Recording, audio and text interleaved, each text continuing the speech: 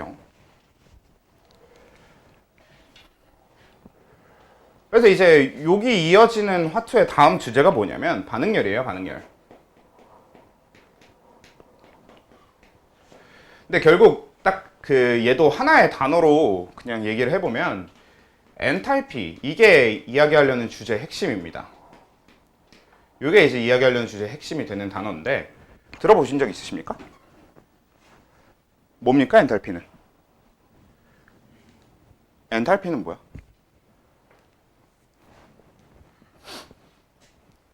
원래 예전에 화투에서 이 단원에서 이 엔탈피와 같이 다루던 개념이 뭐냐면 요 같은 단원에서 같이 다루던 거 지금은 없어졌지만 원래 같이 다루던 개념이 엔트로피라고 하는 개념이 있어요.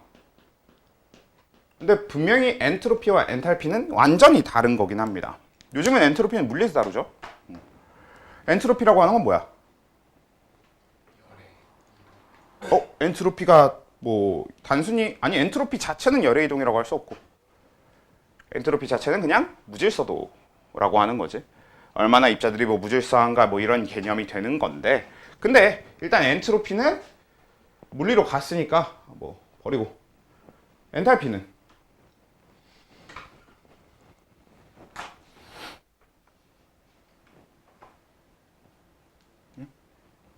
일단 우리 엔탈피 같은 경우는 기호는 이제 H를 써요. H를 쓰는데 엔탈피의 개념은 뭐냐면 그냥 에너지의 총량입니다. 그래서 어떤 물질이 가진 에너지의 총량이 될 수도 있고 어떤 입자가 가진 에너지의 총량이 될 수도 있고 그렇지. 근데 이 엔탈피라고 한 건 조금 더 디테일하게 얘기해서 예를 들어 우리 H2O 얘기를 아니 포도당 얘기를 해볼까요? 그래요. 포도당 얘기해 봅시다.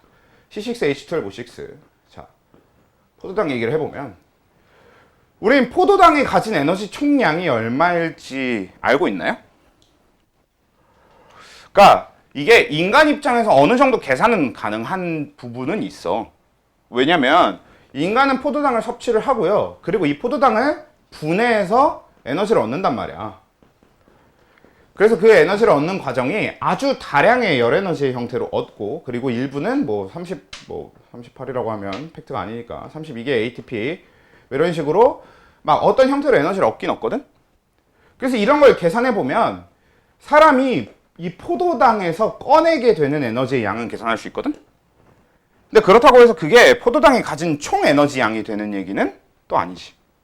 사람 입장에서 우리가 꺼낼 수 있는 게 얼마냐라는 거랑 실제로 얘가 가진 에너지가 얼마냐라는 거는 조금 다르잖아. 만약에 이게 그냥 우리 은행에 돈 맡겨놓은 거 꺼내는 것처럼 생각을 해보면 그러면 이 둘이 다를 게 없죠.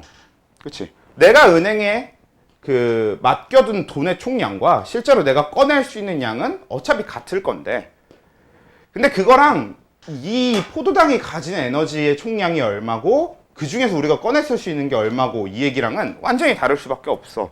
왜? 우린 아직 입자의 근원을 모두 다 알아내는 게 아니기 때문에 우리가 우주의 근원을 다 이해하고 있는 상태가 아니기 때문에요. 진짜 얘를 입자 단위까지 다 나누고 그리고 그 탄소 입자, 수소 입자, 산소 입자 이 원자들까지 들어가서 이 원자들이 갖게 되는 에너지까지 다 얘기를 하고 그래서 얘네들을 완전히 최대한 나눠서 정말 끝까지 나눠서 에너지를 다 뽑았을 때 얼마 에너지를 갖게 된다라는 얘기는 절대 할 수가 없어요. 그래서 포도당이 가진 전체 에너지량이라고 하는 건 얘기할 수 있는 게 아니야. 그래서 지금부터 우리가 얘기한 엔탈피라고 하는 건 방금 얘기한 얘의 에너지 총량처럼 정확하게 알 수 있는 게 아닙니다. 그래서 사실 엔탈피는 만들어둔 개념이긴 하지만 실제로 사용할 일은 없는, 실제로 쓸 때는 저 엔탈피 자체에 대해서 뭘 사용하기는 어려운 개념입니다. 그렇겠지. 우리가 에너지를 모르는데 무슨 수를 쓰겠어요. 그렇잖아요. 그런데 이 엔탈피라고 하는 거는 이대로 쓰는 거는 별 의미가 없지만 대신 우린 그래서 요 형태를 많이 쓰게 될 겁니다. 이건 뭐야? 엔탈피의 그쵸 변화량이겠죠. 그러니까 우리는 엔탈피 자체는 알아낼 수 없으니까 대신 엔탈피 변화량에 집중을 해보자라는 거야. 그러니까 우리가 이미 화학 마지막 단원에서 반응열이라고 하는 형태로 얼마가 나가고 얼마가 들어오고 뭐 발열, 흡열 얘기를 하면서 이런 얘기를 했었잖아요. 그때 얘기했던 그런 것처럼 실제로 에너지가 얼만큼 변하냐. 그러니까 발열이라면 나가는 에너지가 얼마고 흡열이라면 들어온 에너지가 얼마고에 좀 더 집중을 해보자. 이게 지금부터 얘기할 이 엔탈피와 관련된 내용의 핵심이 될 텐데, 사실 이건 그냥 이제 에너지니까 어떻게든 에너지가 나오기만 하면 되는데, 근데 결국 우리가 보게 되는 에너지의 기본적인 형태는 항상 뭐야? 그러니까 어떤 반응이 일어났어. 그리고 이 반응이 일어났을 땐 에너지는 나가기도 하고 에너지가 들어오기도 할 겁니다. 근데 이 나가고 들어오는 에너지의 가장 흔하게 볼 수 있는 형태가 뭡니까? 열에너지죠. 그래서 열에너지 기준으로 주로 보게 될 거고, 그래서 반응열이라고 표현을 하고, 그래서 에너지를 흡수하는 반응을 흡열이라고 표현을 할 거고, 에너지를 방출하는 거를 발열이라고 표현을 할 겁니다. 근데 엄연히 따지면 얘기는 좀 달라. 엄연히 따지면 조금 다른 게, 사실 생각해보면 진짜 항상 열에너지로 나오냐? 그건 아닙니다. 가장 대표적인 게 뭐냐면 방사성 동위원소. 우리 방사성 동위원소라고 하는 건 붕괴가 일어날 때 에너지를 열에너지가 아니라 뭐 방사선이라고 하는 형태의 파로 내보낸단 말이야. 뭐 어떨 때는 뭐 알파선을 내보내기도 하고, 어떨 때는 뭐 감마선을 내보내기도 하고, 이런 식으로 그 내보내는 에너지의 양에 따라서, 에너지의 파장에 따라서 서로 다른 에너지를 내보낼 텐데, 그러니까 꼭 열에너지 형태로 항상 나오는 건 아니거든. 근데 여기까지 얘기 안 하고 그냥 최대한 우리 주변에서 일어나는 제일 그 볼만한 것들, 특히나 화학에서 주로 다뤘던 그런 반응식들을 갖다 놓고 얘기를 해보면 대부분 다 열에너지로 흡수되고 열에너지로 방출될 테니까. 그렇죠? 그래서 거기다 그냥 초점을 맞춰서 본다가 이 엔탈피 파트의 핵심인데, 사실 되게 별건 아니지만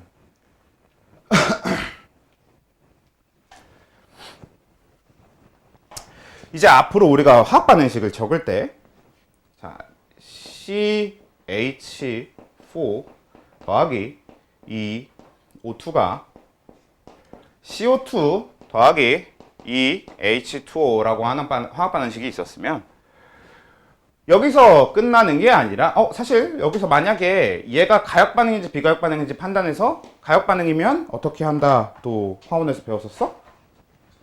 네, 만약에 얘가 가역 반응이었으면 반대표 화살표도 이제 적어서 화학 평형을 이루게 했어야 되겠죠. 근데 이거 가역이에요, 비가역이에요? 네, 비가역이에요. 이거 왜? 무슨 반응이니까? 연소 반응이죠. 그래서 비가역이기 때문에 어차피 이 화살표는 안 해줄 건데, 아무튼 이 비가역 반응에 대해서, 가역이든 비가역든 상관없지만 이 반응에 대해서 이제 뒤에다가 델타 H는 몇, 이런 형태로 따로 에너지의 출입을 적어주게 될 겁니다. 그러니까 이 반응의 반응열을 뒤에다 그냥 추가로 정해주는 거고, 추가로 적어주게 되는 거고, 실제로 이런 식으로 반응식을 적는 걸 우린 열화학 반응식이라고 불러요. 그냥 반응식 앞에 열화학이라는 표현을 붙인 거지. 사실 화학 반응식이라고 우리 원래 이걸 부르니까 앞에다 열자만 붙인 거지. 그러니까 열까지 같이 표시를 해준다 라는 얘기입니다. 사실 이런 형태로 적는 게, 이 반응열에 대해서 적는 게 완전히 처음 있었던 건 아니고, 이전에는 만약에 에너지를 적을 거면 이런 식으로 많이 적었어. 요 이전에 우리 열에 대한 얘기를 하고 싶었으면 여기다 이제 뭐 480 뭐 킬로줄 뭐 이런 식으로 따로 적어줬었단 말이야. 아니면 뭐 480 킬로칼로리 이런 식으로 반응식 안에 적어주는 경우도 있는데, 이것도 그냥 열화학 반응식이라고 부르면 됩니다. 뭐 크게 다를 건 없어요. 근데 과학자들이 주로 이제 사용하는 쪽은 반응식 안에 이렇게 에너지를 적어주는 형태보다는 옆에 델타 H에 이렇게 따로 빼서 따로 적어주는 쪽을 더 선호합니다. 왜냐면 여기는 지금 화학 반응, 화학 물질들을 적을 거고, 그 몰수 관계를 보려는 게 주기 때문에 이 뒤에다가 에너지를 적는, 그러니까 에너지 자체는 별개로 따로 빼주는 거죠. 근데 우리 요거 한 가지는 생각해 봅시다. 자, 그럼 화학 반응이 진행될 때 우리가 이 반응열을 구하려고 한다 치면, 요 결과물의 총 에너지가 있을 거고, 요 원래 재료가 되는 총 에너지가 있을 거 아니에요. 정확하게 표현하면 반응물의 총 에너지가 있을 거고, 생성물의 총 에너지가 있을 거 아니에요. 거기다가 방금 얘기한 엔탈피까지 집어넣어서 얘기해보면 결국 반응물의 총 엔탈피가 있을 거고 생성물의 총 엔탈피가 있을 거 아니야. 그러면 그 차이가 이 반응에서 나온 에너지 혹은 들어간 에너지, 반응열이 될 건데, 그럼 그걸, 그 차이인 델타 H를 표현할 때 생성물에서 반응물을 빼는 게 합당할까요? 반응물에서 생성물을 빼는 게 합당할까요?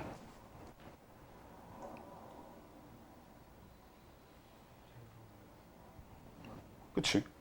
원래 우리는 기본적으로 이런 게 주어지면 그냥 합리적으로 생각하려고 어떻게 했었냐면, 쟤가 크면 저기서 이걸 뺄 거고 얘가 크면 여기서 저걸 빼겠지를 우리가 평소에 합리적으로 많이 써왔잖아. 근데 누가 크고 누가 작은지를 모른다는 가정하에서는 어떻게 보는 게 당연히 맞냐?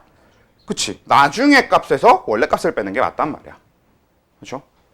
그래서 나중값, 즉 생성물의 엔탈피 총량에서 반응물의 엔탈피 총량을 무조건 이 델타 H를 구하는 방식으로 둡니다. 뭐 굳이 적자면 그걸 이제 어떻게 적냐면,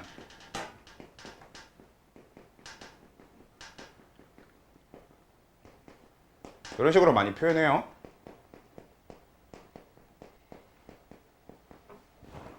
뭐야? 생성물 엔탈피의 총합에서 반응물 엔탈피의 총합, 시그마죠. 그래서 그 차이를 항상 생성물 엔탈피 총합에서 뺀다. 뭐를? 반응물의 엔탈피 총합을. 이런 형태로 델타 H를 표현하는데, 사실 갑자기 시그마가 튀어나오고 머리가 좀 아프고 막 어지럽고 그럴 수 있겠지만 사실 전혀 중요한 게 아닌 게, 지금 이 식은 하나도 안 중요해요. 왜? 이거 구할 수 있어 없어? 못 구한다고. 구할 수 없거든. 못 구하는 값이니까 이 식은 하나도 안 중요한데, 개념적으로 생성물에서 반응물을 뺀다라는 것만 알아두시면 돼요. 왜? 이걸 이해하고 있으면, 그럼 이제 여러분들이 얘기를 해봅시다. 이걸 이해하고 있는 상태에서 만약 델타 H의 값이 0보다 작아, 즉 음수로 적혀 있다면 그건 발열 반응이에요? 흡열 반응이에요? 발열 반응이라는 뜻일 거죠. 발열이라는 뜻입니다.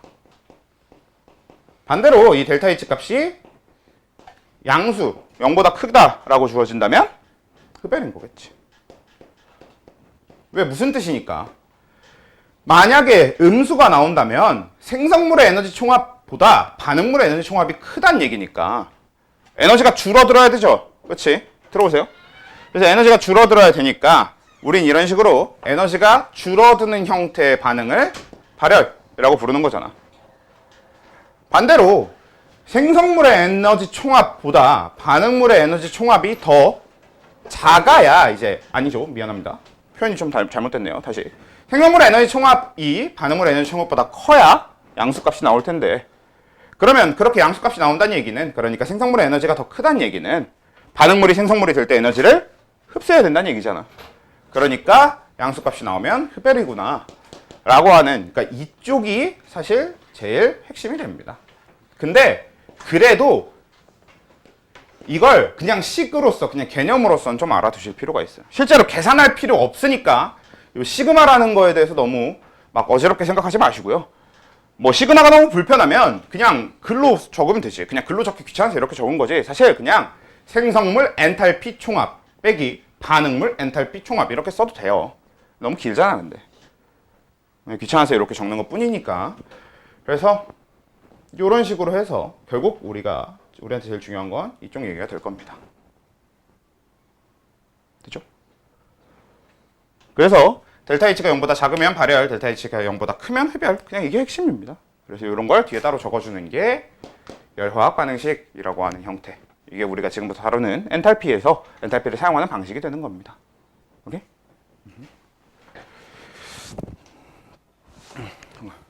일단 그럼 계속 진행을 해볼게요.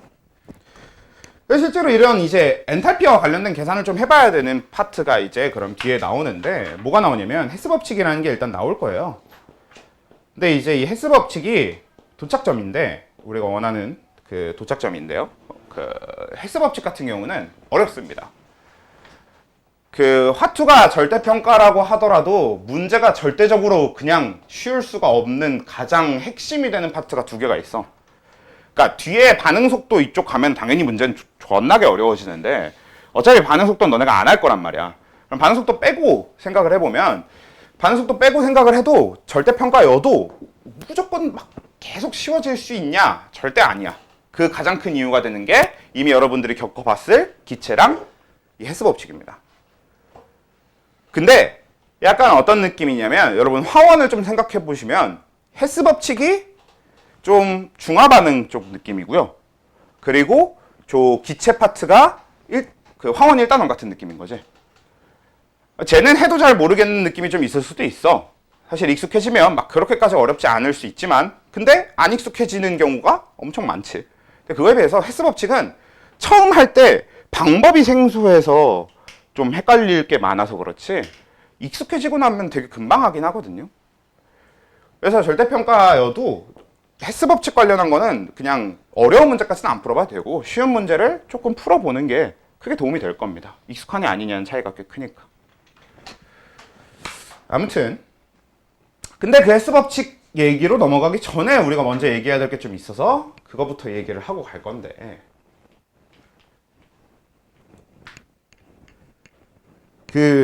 우리 왜 표준 상태가 뭐였죠?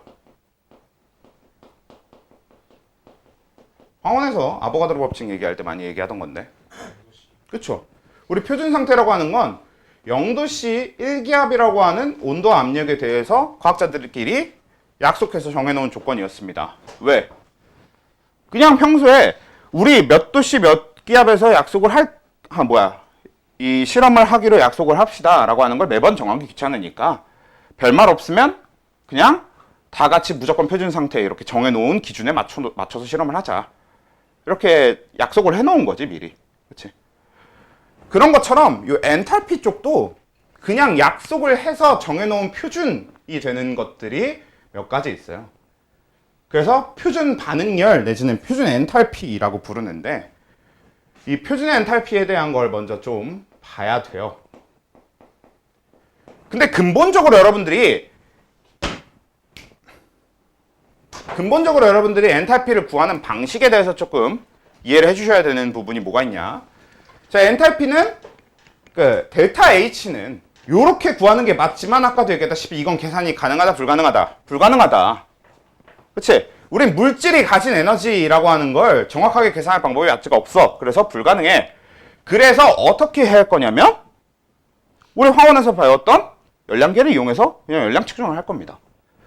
이거 열량 측정을 통해서 알아내는 것밖에 방법이 없어. 근데 대신에 열량을 한 번 측정해두면 매번 측정할 필요는 없어요. 대표적으로 내가 흑연 1몰을 연소시켜봤어. 그랬더니 뭐 정확한 숫자 아니에요. 그냥 이산화탄소 화학식량이 44라서 그냥 444 정한 겁니다. 만약에 444kcal의 에너지가 나왔다고 쳐. 그래서 이렇게 흑연을 연소시키면 이 정도의 열량이 나오는구나를 누군가 한번 실험을 했어. 그럼 그 다음부터는 이거를 열량계 매번 갖다 놓고 실험할 필요가 없이 우리는 뭐라고 생각하면 돼? 만약에 내가 흑연을 2몰 연소시키면 얼마가 나올 거고 888이 나올 거고 이런 식으로 계산해서 그냥 쓰면 되잖아요. 그렇게 한 번씩 구해놓고 그래서 그걸 가지고 진짜로 이 그 값들이 쭉 적혀있는 표가 있어요. 이 표준 반응열, 표준 엔탈피가 적혀있는 표가 있어요. 그런 표를 이용해 먹을 수 있도록 그냥 한 번씩 열량 다 측정해놓고 이제 너희들은 이건 열량 측정하지 말고 여기에 적혀있는 표에 적혀있는 수치 가지고 계산하면 돼. 우리가 이미 다 해놨어. 를 만들기 위해. 그런 표를 만들기 위해서 이 표준 엔탈피라고 하는 기준을 만든 거거든. 그래서 저 기준이 되는 이 표준 엔탈피에 해당하는 것 중에 5가지가 있는데 4가지인가? 뭐 아무튼 하다 보면 나오겠죠. 그 중에 이제 첫 번째가 표준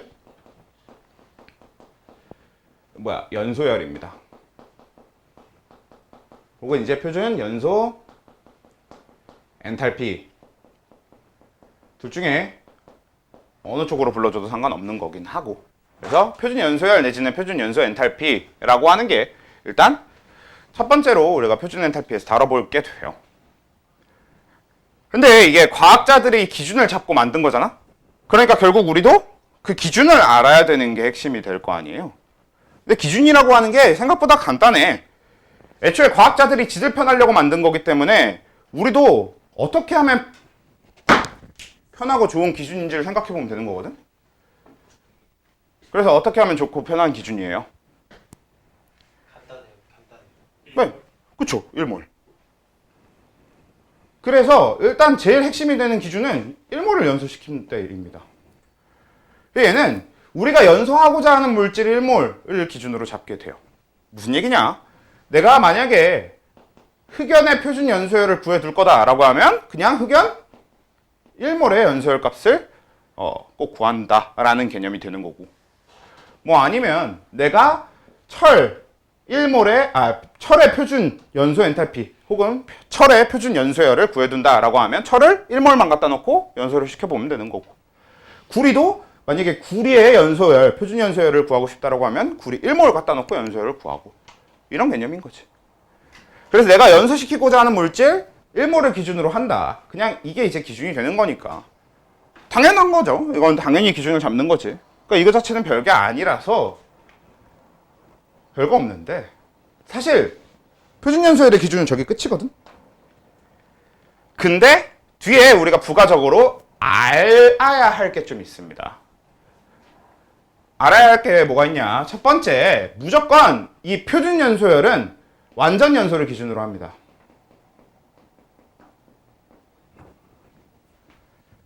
즉 무슨 얘기냐? 내가 탄소를 연소를 시켜.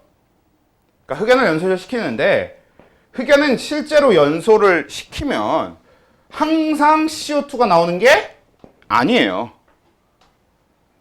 우리가 탄소를 연소를 시키다 보면, 이 흑연을 연소를 시키다 보면 일부는 CO2까지 연소가 되지만 산소와 맞닿는 부분이 적다거나, 그렇게 되면 탄소가 완전히 연소하지 못하고 조금만 연소를 해서 일산화탄소라는 물질이 만들어지기도 한단 말이야. 그러면 이 반응식과 이 반응식에서의 델타 H 값은 어떻겠어? 당연히 달라요. 왜? 만들어진 물질이 다르기 때문에 생성물의 엔탈피 총합이 그냥 다를 거란 말이야. 그러니까 얘는 델타 H 값이 둘이 다를 수밖에 없단 말이야. 그럴 때 이런 식으로 반응하는 건 아예 무시하고 무조건 완전 연소를 기준으로 얘기를 하자. 이렇게 기준을 잡게 되는 겁니다. 그래서 완전 연소를 전제로 하게 되는 게 표준 연소열이다 라는 거고요.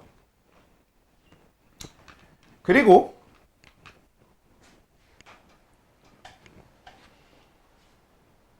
두 번째로, 이거는 이제 뭐 사실 꼭 달아놔야 될 조건까지는 아니긴 한데, 뭐냐면 만들어진 최종 결과 물질이 원래 우리 자연 상태, 특히나 현재 주어진 조건에서 맞는 상태여야 됩니다. 자, 이게 무슨 얘기냐? 내가 CH4를 연소시켜. 근데 CH4가 연소하는 상태의 지금 열 에너지라고 하는 게, 만약에 내가 CH4를 그냥 연소시키잖아? 그럼 연소시키면 얘는 O2랑 반응을 할 거고요. 그러면 그 연소할 때는 온도가 되게 높기 때문에 대부분 뭐로 나올 수밖에 없냐? CO2랑 H2O가 뭘로 나와? 기체로 나올 거 아니에요. 그치? 근데 이게 그냥 기체로 나와 버린단 말이야. 그쵸?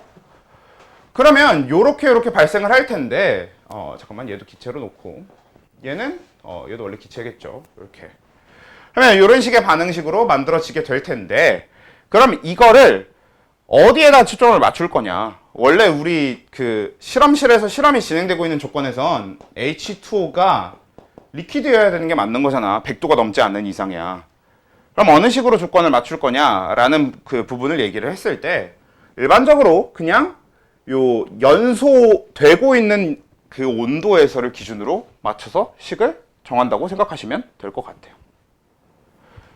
선생님, 그러면 얘가 몇 도에서 연소하는지도 우리가 알아야 되는 거 아닙니까? 사실 그게 되게 복잡해지는데, 그렇게 얘기하면 되게 복잡해지는데, 그러니까 이게 무슨 얘기냐? 그냥 일부러 억지로 특이하게 상태를 바꿔놓지만 않으면 상관없다고 생각하시면 돼요. 그러니까 기준을 잡을 때 그 디테일하게 기준을 잡는 걸 다 얘기를 하려고 하면 되게 복잡해지는데, 그냥 만약에 반응식이 주어져 있는데 얘를 솔리드 이렇게 놓지만 않으면 크게 상관없이 해도 된다고. 반응 결과인 H2O가 갑자기 얼음으로 나와요, 이런 것만 아니면 그냥 그렇게 깊게 생각 안 하고 하셔도 상관없을 겁니다. 그딴 낚시질은 안 할 거니까. 그래서 뭐 그 상태에 대한 조건은 요 연소 같은 경우는 좀 적은 편이니까 그건 대충 요 정도로 지나가는데, 또 여러분들이 한 가지 또 생각해야 될 게 표준 연소열은, 그러니까 이 표준 연소 엔탈피 구한 이 델타 H 값은 항상 양수야, 음수야? 양수죠. 음수죠. 항상 음수입니다. 왜? 연소 반응은 항상 발열이죠. 연소라는 것 자체가 원래 발열이기 때문에, 항상 발열하는 거기 때문에, 연소 반응의 정의가 발열이기 때문에, 그래서 이 표준 연소열은 항상 음수값이 나올 수밖에 없습니다. 이건 양수값이냐 음수값이냐를 그때그때 따져야 될 것도 아니고 무조건 음수가 나와 정도까지는 우리가 생각을 해두고 있어야 될 것 같습니다. 요게 이제 당장 알아야 될 표준 연소열에 대한 조건이 될 것 같아요. 오케이? 얘는 별거 없으니까 그 다음 거 넘어가서 두 번째로 다뤄볼 표준열이 뭐가 있냐면 표준 생성열이 있어요. 얘부터는, 얘가 이제 조건이 좀 까다로우니까 잘 기억해 두셔야 됩니다. 우리가 뭐 흔히 표준 생성열 말고 표준 생성 엔탈피라고도 부를 수 있겠죠.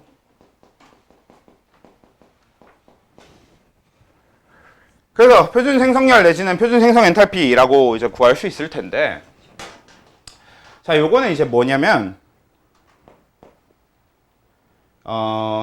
포도당, 아까 포도당 적어본 김에 우리 포도당을 생성한다고 해봅시다. 자, 근데 우리 주변에서 실제로 포도당을 생성하는 과정은 뭐예요? 광합성이라는 과정을 통해서 포도당이 만들어지죠. 그러면 포도당이 만들어지게 되는 그 광합성이라는 과정의 광합성 식을 보면 어떻게 생겨먹었냐? 얘를 너무 이쪽에 붙여 적었으니까 살짝만 떼서 적읍시다. 실제 그 포도당이 생성되는 과정은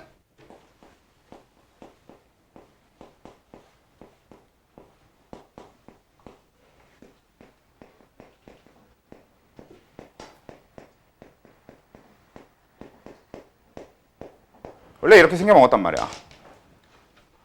뭐 화학에서는 흔히 뭐 요거랑 요거 생략해서 6H2O로 적긴 적지만 뭐 그게 지금 당장 크게 중요한 건 아니니까. 그래서 요게 이제 기본적인 그 포도당이 생성되게 되는 식인데, 그러니까 우린 이렇게 해서 원래 포도당이 생성되는데, 그러니까 우리 주변에서 우리가 보는 포도당은 다 이 과정을 통해서 만들어진 건데, 그러면 이게 포도당의 표준 생성열을 구하는 식이냐라고 하면 또 그건 아니에요. 우리 주변에 포도당이 실제로 이렇게 만들어지건 아니건 관심 없어. 그러니까 실제로 만들어지는 과정에 전혀 관심 없이 무조건 이 표준 생성열은 어떤 식이어야만 하냐, 이 C6H12가 어떻게 만들어져야 되냐, 이 포도당이 어떻게 만들어져야 되냐, 무조건 이렇게 만들어지는 걸 전제로 합니다. 죄송합니다. 조금 잘못 적었으니까 하나만. 이렇게. 뭡니까? 반응물이 다 뭐야? 쪼개져 있어요. 우리가 저런 상태로 있는 걸 뭐라고 해?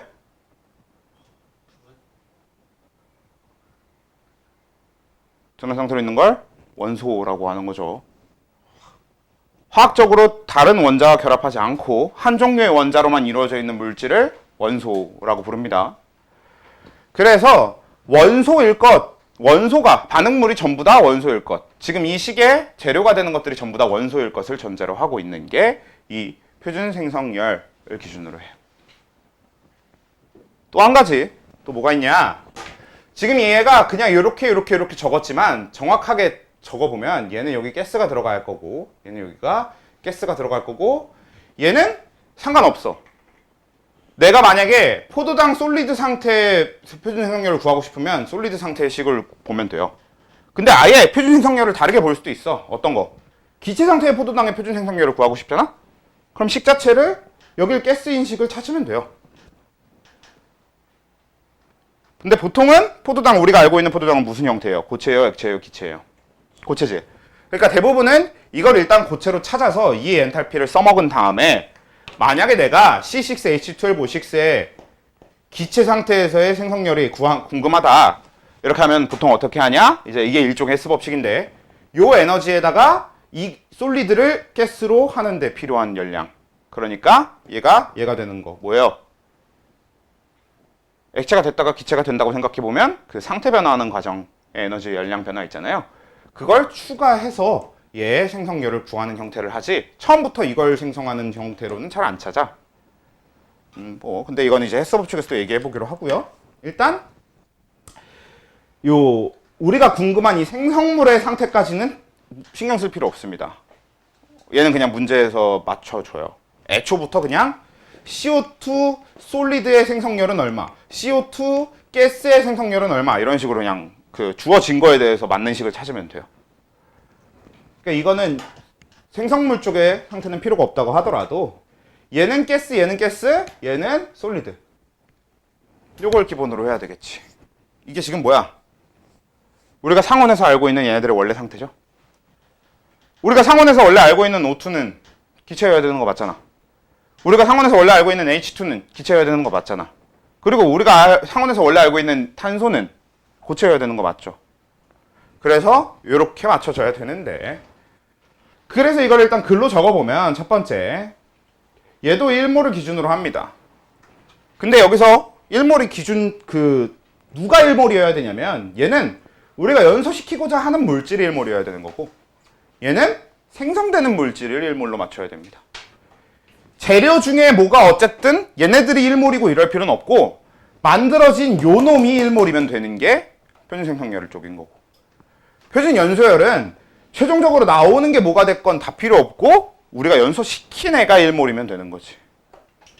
그렇게 기준을 잡는데, 얘는 이제 반응물, 즉 이 생성열을 구할 때 그 원하는 생성물에 대한 재료가 되는 애들의 요 반응물 쪽의 기준이 중요한데, 얘는 원소여야 돼요. 반응물이 원소 상태여야만 합니다. 요게 굉장히 중요해요. 그러니까 만약에 포도당이 만들어지는 시기라고 해서 요거랑 요게 주어져 있다고 하면, 위쪽은 얘가 실제로 포도당이 만들어지는 과정이지만, 우리 주변에서 실제로 포도당 만들어지는 과정은 이쪽이지만 관심 없고, 포도당의 표준 생성열을 구하는 건 요 아래쪽 식을 이용해야만 합니다. 그러니까 이 반응의 엔탈피를 알아야만 우리는 요 포도당의 표준 생성열을 알 수 있다라는 얘기가 되는 거야. 오케이? 거기다가 이 원소가 또 어떤 조건? 이 반응물이 되는 요 원소가 자연 상태에 존재 비율이 가장 높을 것. 현재 주어진 온도와 압력 조건에서 자연 상태의 존재 비율이 가장 높은 애를 사용해야 된다가 되거든요. 실제로 저 조건이 붙으면서 이 식도 완성된 식이 아니게 돼요. 지금 이 식의 델타 H가 포도당의 생성 엔탈피냐라고 물어봤을 때 아직 조금 모자란데, 포도당의 표준 생성 엔탈피냐라고 했을 때 아직 조금 모자란데 뭐가 모자라냐? 요 탄소의 상태가 솔리드인 건 좋은데 자연 상태에서 가장 존재 비율이 높은 탄소는 뭐예요? 동위원소 쪽의 개념보다는 흑연이죠. 이게 되게 중요한 조건으로 자리 잡습니다. 그러니까 무슨 얘기냐? 만약에 이게 똑같이 이렇게 식으로 주어져 있는데, 나머지는 상태 안 적을게요. 어차피 크게 바뀌는 거 없으니까. 근데 얘가 똑같이 솔리드여도 뭐면? 다이아몬드. 물론 우리가 다이아몬드로 포도당을 만들지는 않겠지만, 아무튼 다이아몬드 이런 게 오면 된다 안 된다? 안 된다. 이 식의 델타 H와 이 식의 델타 H는 식 자체에서 원래 나오는 델타 H 값 자체가 달라요. 왜냐면 재료가 된 물질이 다이아몬드일 때와 재료가 된 물질이 흑연일 때는 얘가 가진 엔탈피의 값이 다르기 때문에 엔탈피 차이도 달라진단 말이야. 그래서 이 식 자체의 델타 H 값이 다르거든? 근데 얘의 델타 H와 얘의 델타 H 중에서 우리가 표준 생성열로 써야 되는 쪽은 요 놈이 된다는 거지. 요 아래식은 이용하면 안 된다고. 요 아래식은 포도당의 표준 생성열을 구하는 식이 아닙니다. 제가 다이아몬드니까. 자연 상태에서 존재 비율이 가장 높은 탄소 원소가 아니니까. 오케이? 요런 게 이제 표준 생성열의 기준이 되는 겁니다. 그리고 표준 생성열의 델타 H는 항상 음수, 항상 양수? 그런 거 없어요. 그때그때 다르지. 이게 물질이 얼마나 복잡하냐의 영향도 많이 받고요. 그때그때 조금 다릅니다. 보편적으로는 얘도 음수가 나오는 경우가 좀 더 많아요. 그러니까 흔하게 볼 수 있는 건 표준 생성열 쪽도 음수 쪽이 좀 더 흔하게 볼 수 있긴 한데, 근데 그렇다고 해서 양수의 비중이 적지도 않아가지고 얘는 정해진 거 없습니다. 델타 H는 그때그때 다르게 나와. 그래서 거기에 대해서는 딱히 미리 알아둘 필요는 없고. 됐죠? 그래서 이제 첫 번째 표준 연소열, 두 번째 표준 생성열 얘기가 끝났으면 세 번째로 얘기를 해볼 게 뭐냐? 표준 분해열입니다. 이것도 뭐 굳이 표현을 바꾸면 표준 분해 엔탈피 이렇게 바꿀 수 있지만 이젠 안 적을게요, 귀찮으니까. 그리고 표준 분해열은 따로 조건 정리를 안 할 건데, 왜냐? 표준 생성열과 표준 분해열은 그냥 똑같이 생각해도 돼. 조건도 완벽하게 동일합니다. 다만 여러분들이 그래서 한 가지, 그 관계에 대해서 생각해 볼 필요가 있는데, 그러니까 표준 생성열을 구하는 식, 대표적으로 우리 방금 이미 포도당 얘기를 했었으니까 지운 걸 다시 적기가 좀 그렇지만 한번 적어봅시다. 만약에 내가 이 고체 상태의 포도당의 표준 생성열을 구하는 식을 적는다고 치면 6개의 C, S 흑연 더하기 6개의 H2 수소기체 더하기 어이 그만 졸고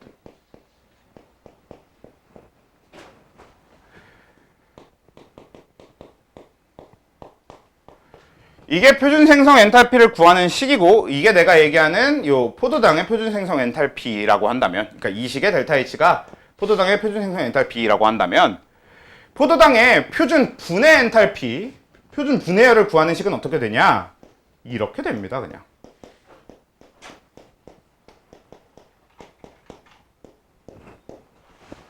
그냥 이렇게 돼요. 이 식의 델타 H가 곧 C6H12O6, 그러니까 포도당의 분해 열이 되는 거거든. 표준 분해 열이 되는 거거든.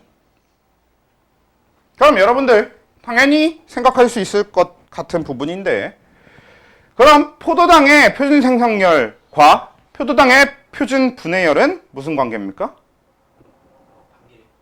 반비례라고 얘기하기보다는 그치. 수치는 같고 부호가 반대겠죠. 그냥 정확하게. 그렇죠. 그치.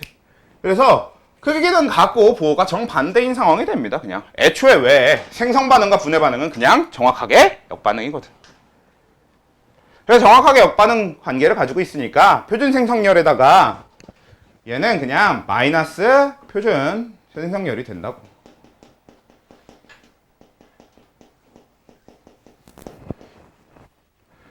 그래서 따로 다뤄볼 만한 내용이 파트가 없다. 오케이? 그렇게 돼서 내려가면 이제 표준 분해열 얘기도 끝났고, 그럼 그 다음에 해볼 얘기가 뭐냐? 사실 요 세 개가 정말 중요하고요. 이 세 개가 제일 중요하고, 그 다음부터가 이제 중요도가 확확 떨어지는데, 중요도가 떨어지는 이유는 쉽습니다. 네 번째가 표준 용해열이에요.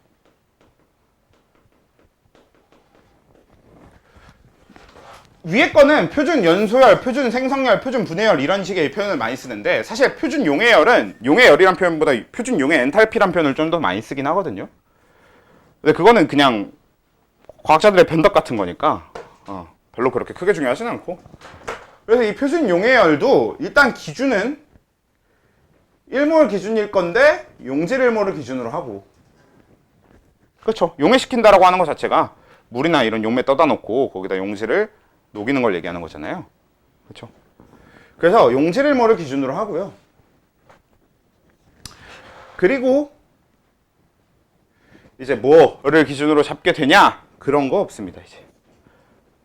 얘는 그냥 용질 1몰을 기준으로 했을 때입니다. 사실 표준 용해열이 깊게 들어가면 할 얘기가 되게 많거든? 용매의 종류가 어떻냐에 따라서 막 어떻게 달라지고 이런 얘기도 해볼 수 있겠는데, 근데 어차피 우리가 다루는 건 물에 녹일 때밖에 안 다룰 거예요. 그래서 그냥 우리가 알아둬야 될 기준은 용질일몰일 때만 기억하면 돼. 별거 아니야. 실제로 그래서 이 표준 용해열, 표준 용해 엔탈피를 구하는 반응식은 굉장히 간단하게 생겨 먹었습니다. 어떻게 생겼냐? NaCl S가 NaCl AQ가 되면 됩니다. 이 식의 델타 H 값이 곧 그냥 표준 용해열이에요. NaCl의 표준 용해열. 근데 적는 방식은 좀 여러 가지가 있어요. 이렇게 적겠지만 또 어떻게도 적을 수 있냐면 NaCl 솔리드 더하기 H2O 리퀴드, 그래서 NaCl AQ 더하기 H2O 리퀴드, 이런 식으로도 적을 수 있을 거고. 어차피 H2O 리퀴드는 양쪽 다 약분해서 없앨 수 있는 거잖아요. 그치? 이렇게 적을 수도 있고, NaCl 같은 경우는 이온 결합 물질이니까 어떻게도 적을 수 있냐면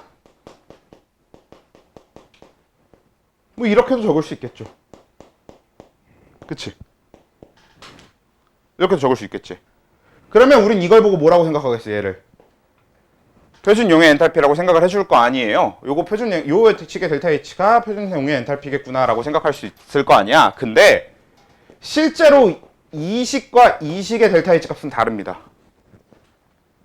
그래서 이걸 표준 용해 엔탈피를 구하는 데 쓰면 안 돼요. 왜냐?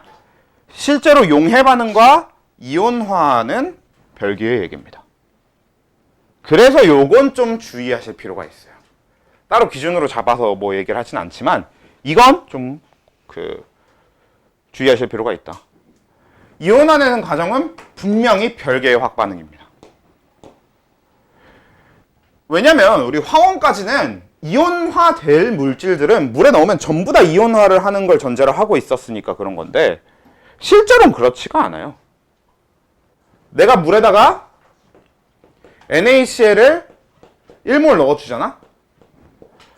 그러면 내가 넣어준 1몰의 NaCl 중에서 한 0.01몰 정도는 이온화되지 않고 NaCl 상태로 그대로 남아 있습니다. 나머지 0.99몰만 이온화돼서 Na 플러스와 0.99몰의 뭐 Cl 마이너스 이런 식으로 나뉘는 거지. 그래도 NaCl은 워낙에 이온화가 잘 되는 물질이라 굉장히 강한 전해질이기 때문에 애매하다고 치면 이거 대신 딴 거 얘기를 해보면 만약에 아세트산 얘기를 해보잖아? CH3COH. 얘 같은 경우는 내가 얘를 100몰 녹이잖아? 이 중에 1몰도 이온화 안 돼요.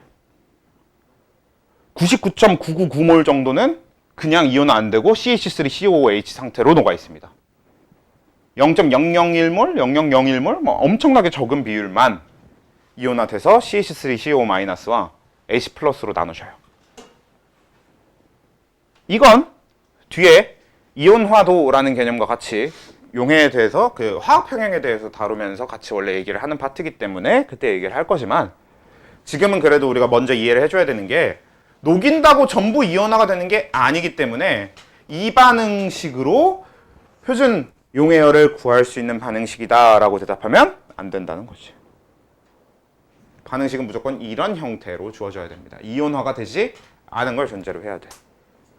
아무리 이온화가 될 수 있는 물질이라고 하더라도. 그렇지. 일단 그렇고요. 그게 이제 표준 용해열의 기준이 되는 거고요. 그러니까 얘네들은 뭐냐면 보통 실제로 여기 표준 엔탈피와 관련된 문제들은 어떤 식으로 나오냐. 식을 여러 개 준 다음에 이 식들 중에서 포도당의 표준 생성열을 구할 수 있는 식은 뭔지 찾는 거. 그런 거 나옵니다. 아니면 뭐 표준 용해열을 구하는 식이라고 생각을 해보면 그것도 마찬가지로 식 여러 개 준 다음에 이 식들 중에서 뭐 NaCl의 표준 용해 엔탈피를 구할 수 있는 식을 찾으시오. 예, 이런 거. 그런 거네거든요. 그래서 기준을 좀 잘 알고 있어야 된다. 뭐가 기준을 정확하게 만족하고 있는지를 찾아야 되니까.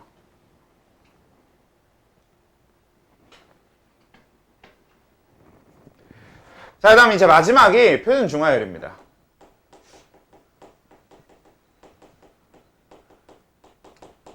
우리 중화 반응이 뭐예요?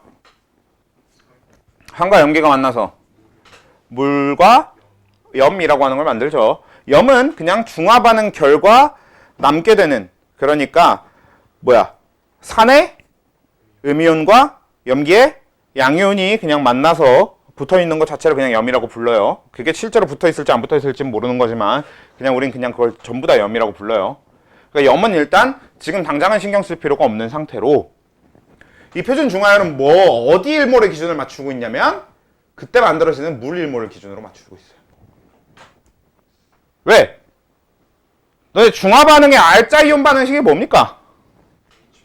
H 플러스 더하기 OH 마이너스가 H2. 이게 다니까. 실제로 이제 중화 반응은 알짜 이온 반응식이 이거기 때문에 그냥 물 일몰 기준으로 맞춰놓으면 돼.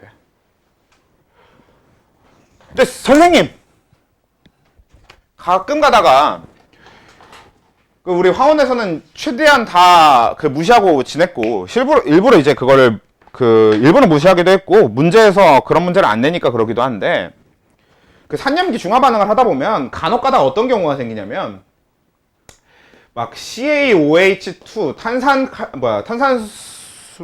탄산이라고 하면 안 되죠. 그러니까 이거 뭐냐, 수산화칼슘이라고 하는 이놈하고 H2CO3, 얘는 뭐야, 네, 탄산이라고 하는 산성 물질이죠. 만약에 이 둘이 중화 반응을 한다라고 하면 얘는 요것만 알짜 이온 반응식인 게 아니라 얘는 둘 다 알짜 이온으로 작용하거든요.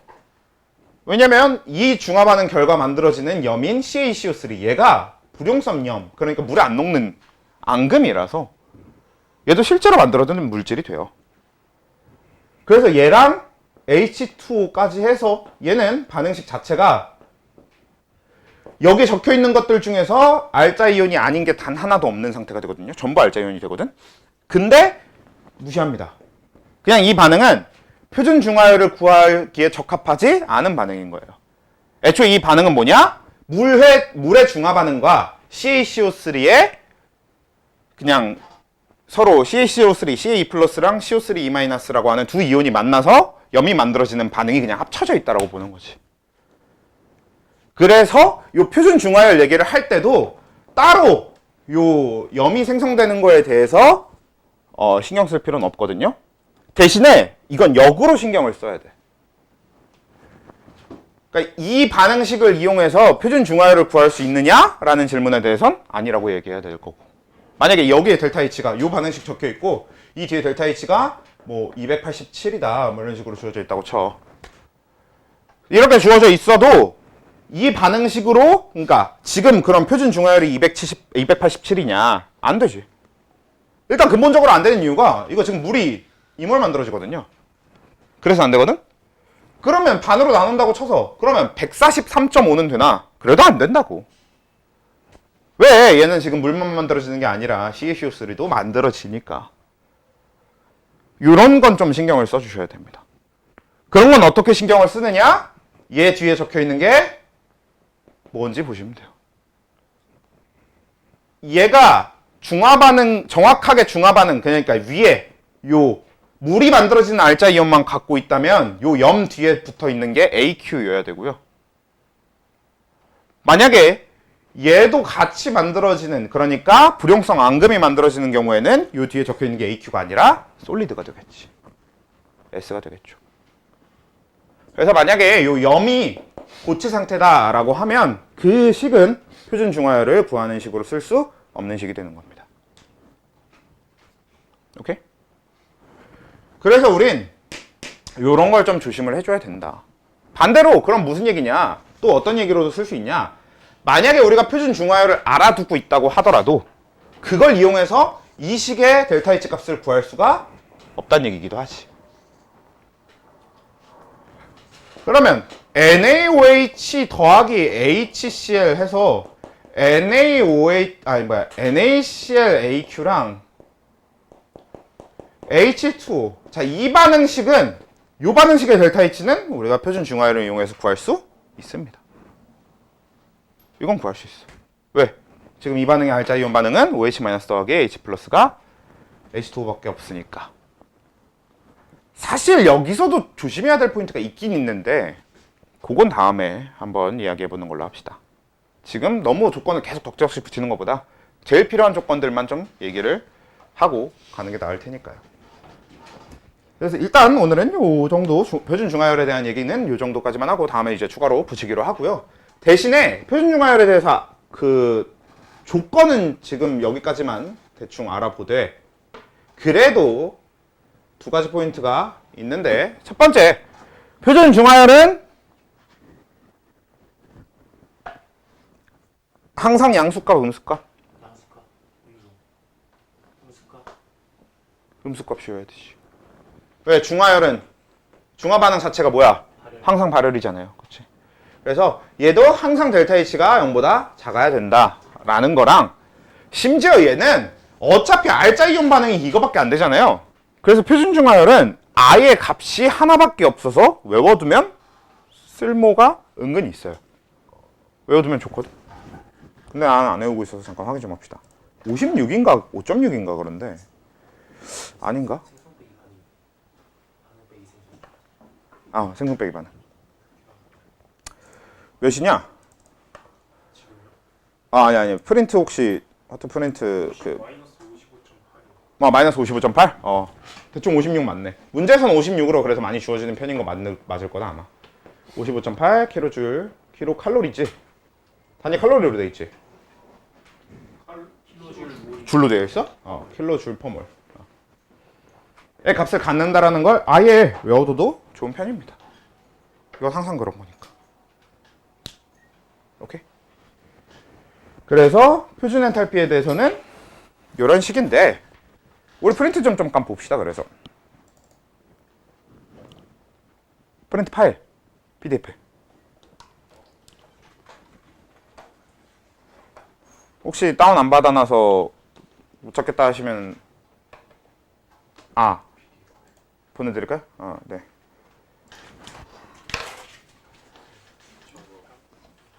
오케이.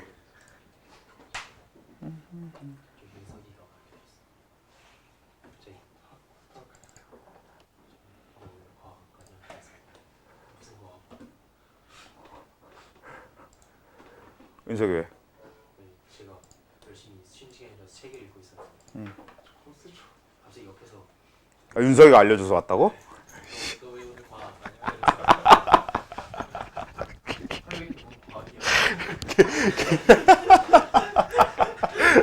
개어이없네.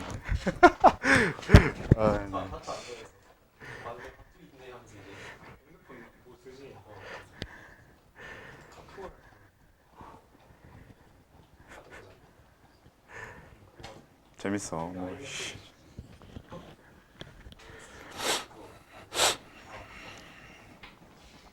네, 그래서 거기 있는 것들을 그냥 한번 하면서 쭉 본다고 쳐보면, 그러니까 거기 표준 엔탈피 있잖아요. 2번. 페이지는 6페이지가 되겠네요. 6페이지에. 거기 이제 그 엔탈피 보시면요. 혹시 톡방에 안 올라갔니? 올라갔지.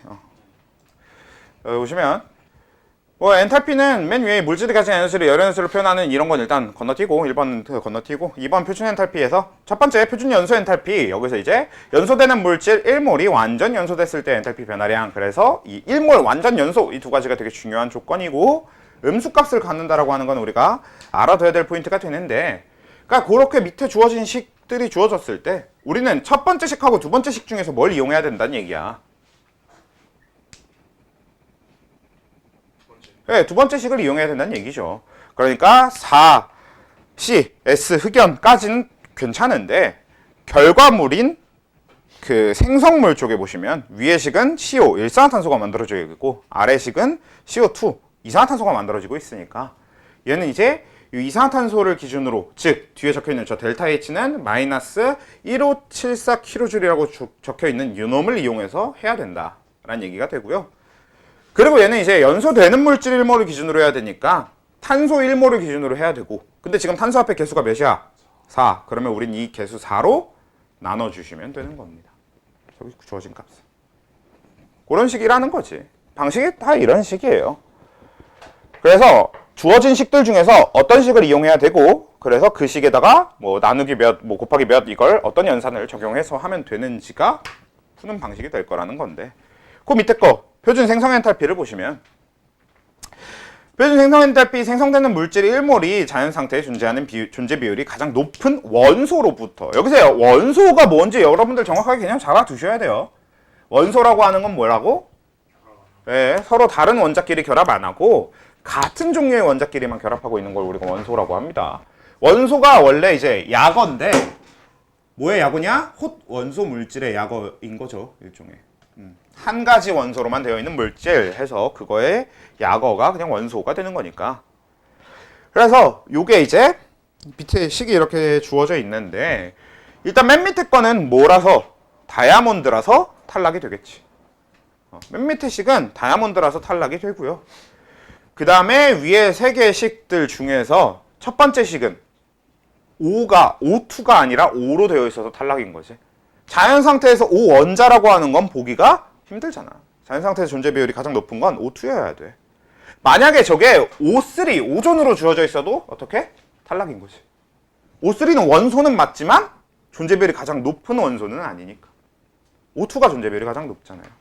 그래서 요 밑에 두 개, 가운데 두 개씩일 텐데 맨 위 거, 맨 아래 거 탈락시키고 가운데 두 개 중에서는 아래 거는 CO2 솔리드를 만드는 생성 엔탈피, CO2 솔리드의 생성 엔탈피식을 이제 다시 CO2 솔리드의 생성 엔탈피를 구하는 식이 되겠죠. 그러니까 드라이 아이스의 생성 엔탈피를 구하는 식은 그 가운데 두 개 중에 아래 게 되겠지만 우리가 지금 구하고자 하는 기체 상태의 CO2는 위의 식이 된다. 근데 보면 결국 뭐야? CO2의 생성 엔탈피를 구하는 식은 흑연의 연소 엔탈피를 구하는 식과 같죠? 그렇지? 이런 경우도 종종 있을 수밖에 없어요. 그러니까 한 가지 식이 꼭 한 가지로만 정의되는 게 아니라 여러 가지로 정의될 수 있다고. 흑연의 연소식은 CO2의 생성식과 똑같은 거지. 그렇지? CO2의 생성식과 똑같은 거죠. 그런 식으로도 생각해 볼 수 있는 주제가 되기도 하고, 그래서 실제 결과도 CO2 가스의 생성 엔탈피가 위에 봤던 탄소 흑연의 연소 엔탈피와 같은 값이 나오죠. 그 다음에 표준 분해 엔탈피는 마이너스 표준 생성 엔탈피다 라는 거니까 이거는 아까 얘기했던 거라서 넘어가고, 그 다음에 그 밑에 표준 중화 엔탈피는 어차피 뭐 크게 그럴 거 없으니까 일정한 음수값을 갖는다. 그게 마이너스 55.8kJ/몰이다. 그러니까 별로 크게 핵심적인 포인트는 없고요.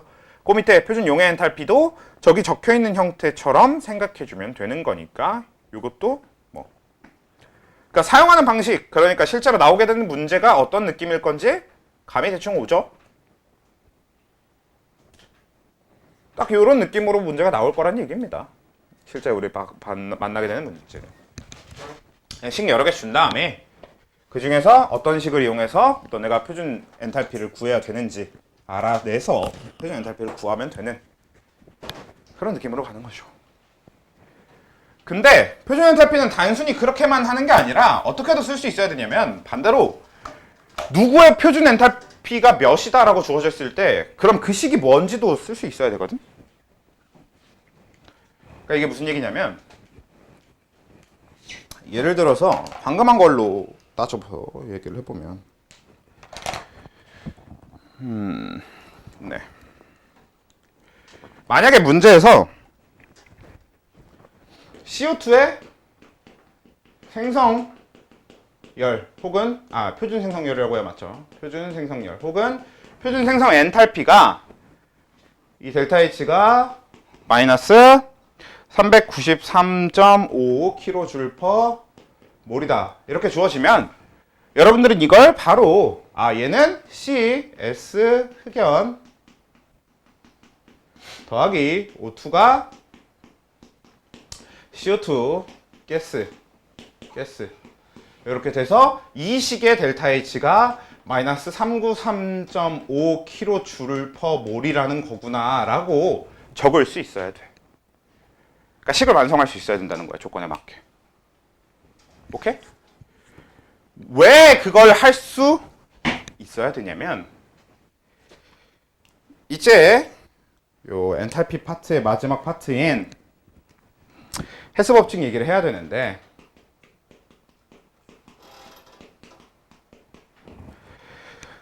야, 왜 이렇게 졸아? 왜 이렇게 졸아? 아이씨. 모르겠어요는.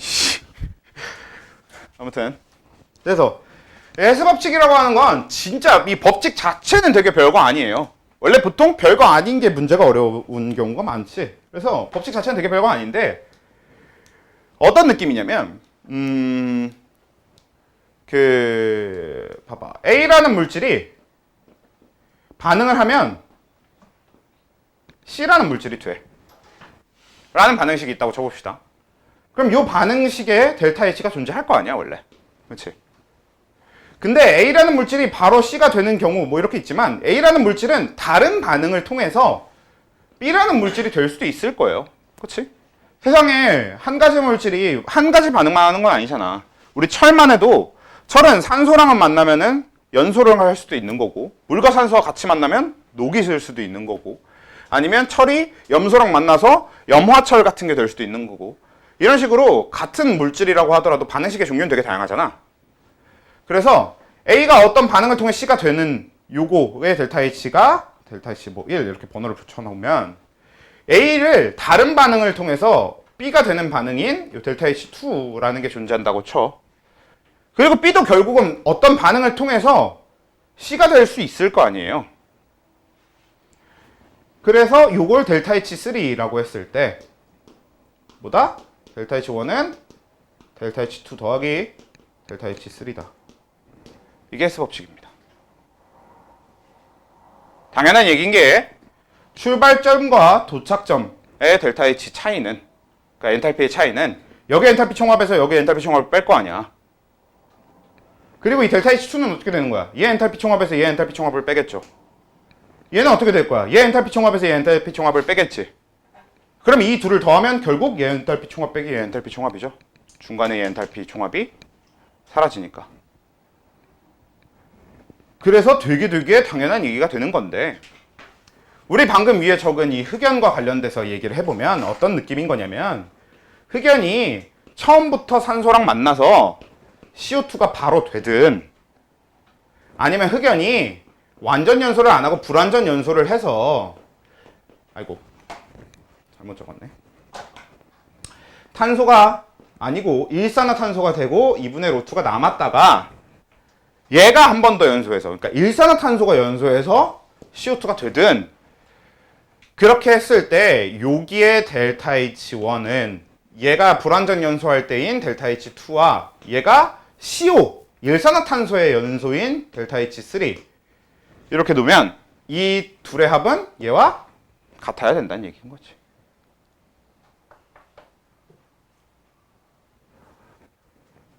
그래서 이런 헤스 법칙이 되는 건데, 그러니까 어떤 식으로 나오는 거냐 이런 겁니다.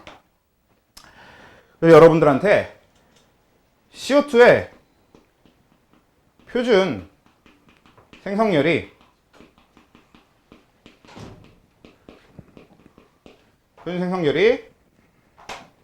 마이너스 393.5kJ/mol 이렇게 나오는 거야.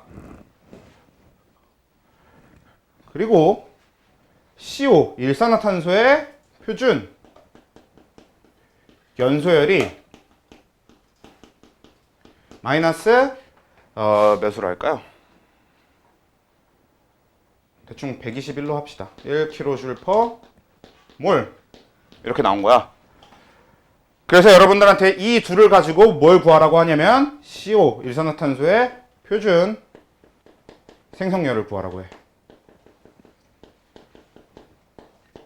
이게 이제 헤스 법칙에 가고자 하는 방향입니다. 그래서 식으로 표현할 줄 안다가 중요하다는 거지. 식으로 한번 표현해 볼까요? 자, CO2 표준 생성열 식으로 표현하면 뭐예요? 우리 이미 위에 적은 얘죠? 그래서 얘가 C 더하기, 아이씨 버려야 되겠구나 얘는 아예. C 더하기 O2가, 얘도 버려야 되나? 아니네. C 더하기 O2가 CO2가 되는 이런 반응식이겠죠. 흑연은 그냥 귀찮으니까 그냥 안 쓸게요. 그 다음에 CO의 표준 연소열은 CO 더하기 2분의 1 O2가 CO2가 되겠죠. 선생님 이거 원래 이렇게 쓰면 안 되잖아요. 맞아요. 식 원래 이렇게 쓰면 안 되거든. 왜? 개수는 분수가 들어가면 안 됩니다 원래. 그래서 얘가 원래는 2CO 더하기 O2가 2CO2 이렇게 돼야 되는데 여러분들 선택이에요. 이거를 2CO 더하기 O2가 2CO2 이렇게 적으면 뒤에 델타 H를 몇으로 적어야 되냐면 마이너스 242로 적어야 돼요. 근데 그러느니 규칙을 좀 어기더라도 계산을 편하게 그냥 적는 게 낫겠죠. 그래서 이대로 식을 표현하고 이 식의 델타 H가 그냥 마이너스 393.5다. 이 식의 델타 H가 그냥 마이너스 121이다. 이런 식으로 써놓고. 그래서 내가 궁금한 CO의 표준 생성열은 구하는 식이 어떻게 돼요? C 더하기 2분의 1 O2가 CO가 되면 되는 거겠죠. 그래서 얘의 델타 H는 몇이냐? 이걸 이제 헬스 법칙을 하라는 거지. 이게 이제 우리가 가고자 하는 방향입니다. 이게 헬스 법칙이라는 거고. 그럼 이제 우리는 헬스 법칙을 어떻게 해주면 되냐? 이렇게 식을 적어놓고 우리가 갖고 있는 식, 문제를 풀기 위해서 갖고 있는 식과 우리가 풀어야 되는 식을 나열을 해놓고 풀어야 되는 식의 시작점이 되는 물질인 요 놈을 위해서 찾아. 그러면 여기 들어가 있잖아요. 그래서 그냥 밑에다가 그대로 반응을 진행을 하는 거지. C 더하기 O2가 CO2가 그대로 되면 되는 거니까. 그럼 얘는 델타 H가 마이너스 393.5죠. 그치?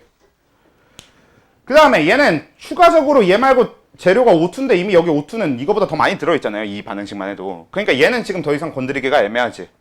근데 우리가 도착하려고 하는 데가 어디냐면 일산화탄소지.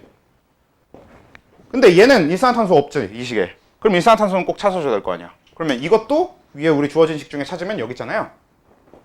그래서 이걸 갖고 오되 어떻게 갖고 와야 돼? 뒤집어서 갖고 와야 되겠죠. 그치?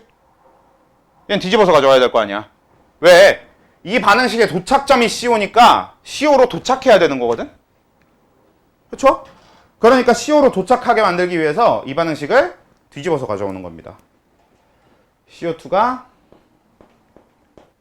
CO 더하기 2분의 1 O2 이렇게 해서 이 델타 H가 그럼 몇인 거야? 그냥 121인 거죠. 맞아? 요식 뒤집었으니까 델타 H 값도 뒤집어주면 되는 거지. 그 다음에 어떻게 해주면 되냐? 근데 그러고 봤더니 뭡니까? 어차피 뭐야? 요 끝나는 거랑 요 끝나는 거 같아져 있잖아요. 그러면 여기서 이렇게 합쳐주면 끝나는 거지. 그래서 이 둘 더하면 이 델타 H 값이 나오죠. 선생님 뭐 이렇게까지 합니까? 대충 보니까 대충 보이는데 얘 뒤집어서 더하면 되겠거니 싶은데 맞아요. 근데 대충 봐서 대충 보이는 문제가 있고 대충 봐서 대충 안 보이는 문제가 있으니까 전체적으로 찾는 식으로 해서 하는 방법에 대해서 일단 설명을 드리는 겁니다. 헬스 법칙은 연습이 좀 필요할 겁니다. 아무리 쉬운 문제를 풀려고 해도. 그러니까 어떤 느낌이냐면 퍼즐 맞추기 느낌이죠.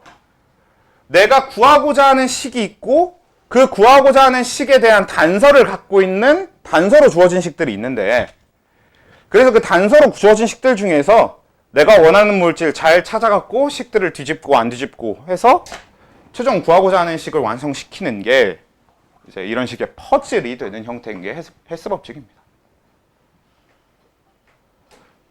화투가 전반적으로 그 앞에 파트가 화원보다 그 응용 여지가 좀 적어요.